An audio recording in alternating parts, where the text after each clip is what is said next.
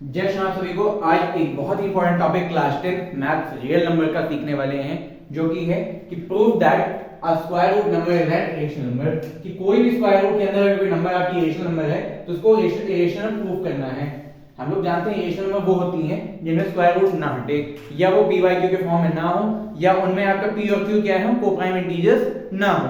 ये बातें हमको साबित करनी होती हैं। अब आसान भाषा में कहें तो इरेशनल नंबर बेटा वो होती हैं जिनमें से हमारा स्क्वायर रूट ना हटे। अब स्क्वायर रूट किस वक्त नहीं हटे? जैसे स्क्वायर रूट 2 है, स्क्वायर रूट 3 है, स्क्वायर रूट 5 है, स्क्वायर रूट 7 है, स्क्वायर रूट 11 है।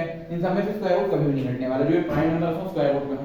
या ये कह लें कि जो स्क्वायर नंबर ना हो और स्क्वायर रूट में ना हो, जैसे स्क्वायर रूट 4 हो गया, स्क्वायर रूट 1 हो गया, ये सब आपके रेशनल में ही आएंगे। तो स्क्वायर रूट 4 आपका डायरेक्ट 2 हो जाएगा, स्क्वायर रूट 1 आपका डायरेक्ट 1 हो जाएगा। ठीक है, ये सारी चीजें हैं। तो कौन कौन सी ये सारी नंबर है, इन सब के अगर आपको समझना हो तो आप प्रीवियस वीडियो देख सकते हैं। आज मैं बताऊंगा स्क्वायर रूट 11। मेथड सबका सेम टू सेम होता है, टू कॉपी मेथड होता है सबका, कोई डिफरेंस नहीं होता, खाली आपके कुछ नंबर बदल जाती हैं। जो नंबर होती है वही बदल जाती हैं। बताते हैं कैसे। क्वेश्चन है हमारा, प्रूव दैट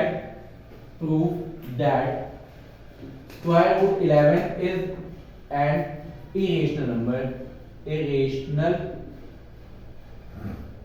नंबर। ये प्रूव करना है। ठीक है, ये हमको करना है प्रूफ। अब देखो, ठीक है, जब हमको करना है ये प्रूफ, तो देखिए जैसे किसी चीज को हम लोगों को प्रूव करना होता है तो उसके अपोजिट से लेके देखते हैं। भाई हमको अगर जैसे मान लीजिए प्रूव करना है कि पानी है, हमने टच किया, गीलापन नहीं है, मतलब गीलापन लग रहा है, सूखा, तो हम पहले मान लेते हैं सूखा है, पानी नहीं है। अब देखा तो सूखा है नहीं, गीला है, गीला है तो क्या है, पानी है। जस्ट अपोजिट मिलेगी आके। जैसे क्या है आपका इरेशनल है, प्रूफ करना है, तो इरेशनल को उल्टा क्या हो गया, रेशनल। तो एक बार रेशनल मान के देखते हैं, अगर रेशनल नहीं हुआ तो क्या हो जाएगा, इरेशनल हो जाएगा।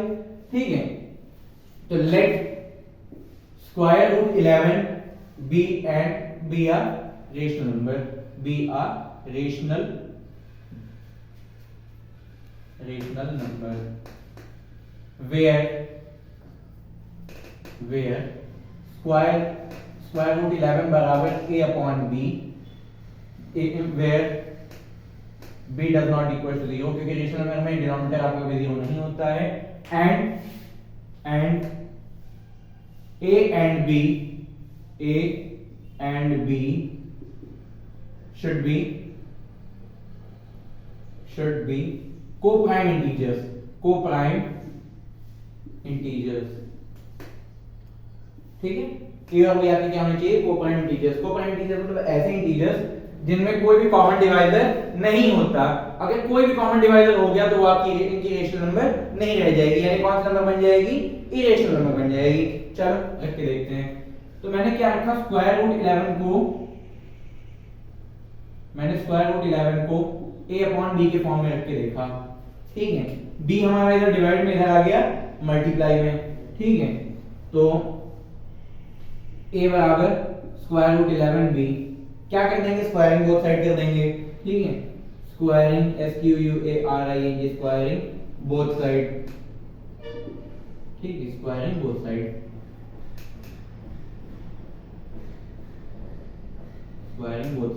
ठीक है, ये हो गया स्क्वायरिंग बोथ साइड। अब इधर किया तो ये हो गया a स्क्वायर, और इधर किया तो ये हो गया 11b स्क्वायर। हो गया, 11 को इधर भेज दिया, चला गया डिवाइड में, a स्क्वायर अपॉन 11 बराबर b स्क्वायर।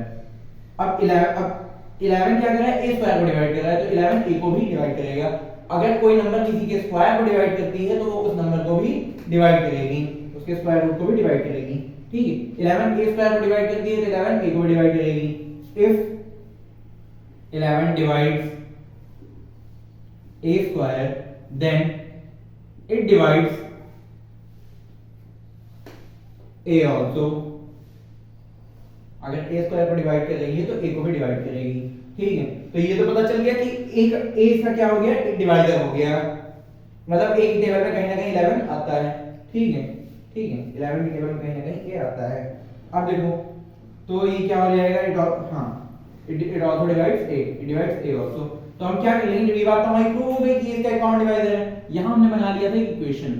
ठीक है, अब इसमें हम लोग a को क्या रखेंगे, 11b के इक्वल रख देंगे। क्या रख देंगे, 11c के इक्वल। कोई अदर नंबर उन्होंने ले लिया, किसी और नंबर चेक करते, क्योंकि a से तो डिवाइड हो ही रही है। ठीक है, लेट a बराबर 11c, हमने c ले लिया, ठीक है, तो a की जगह हम लोग क्या रख देंगे, यहाँ पे 11 ही रख देंगे। 11c बराबर स्क्वायर रूट 11b, ठीक है, फिर कर दो स्क्वायरिंग बोथ साइड, फिर कर दो क्या, स्क्वायरिंग बोथ साइड कर दो। इसके नीचे दिख नहीं रहा होगा, ठीक है। अब देखो 11c बराबर स्क्वायर रूट 11b हो गया। अब स्क्वायरिंग बोथ साइड जो मैंने किया, स्क्वायरिंग बोथ साइड क्या हो गया, 11 का स्क्वायर कितना हो गया, 121 c स्क्वायर बराबर स्क्वायर रूट 11 की जगह क्या हो जाएगा 11, तो स्क्वायर रूट कट जाता है, 11b स्क्वायर हो गया। ये 11 इस 11 से कट जाएगा, ये 11 121 से कट जाएगा, 11 अंदर 121, 11 बन जाओ, 11 जा, तो 11c स्क्वायर बराबर b स्क्वायर, तो हो गया। अब ये 11 का c स्क्वायर के साथ मल्टीप्लाई में हो जाएगा तो डिवाइड में, c स्क्वायर बराबर b स्क्वायर अपॉन 11। अब 11 में b स्क्वायर को डिवाइड कर रहा है तो 11 b को भी डिवाइड करेगा। If 11 divides b square then 11 divides b also. अरे ये तो बात झूठ हो गई भाई, देखो हमने क्या कहा था, को प्राइम है a और b। अब को प्राइम है तो किसी एक नंबर में दोनों डिवाइड नहीं होंगे।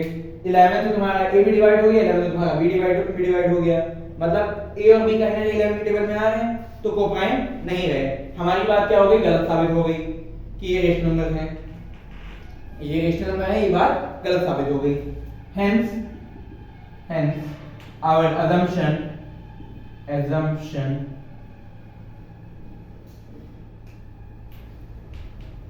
is wrong that square root 11 is a rational number, hence अब जो रेशनल नंबर है नहीं तो क्या होगा ये, hence square root 11 is an irrational number, irrational number।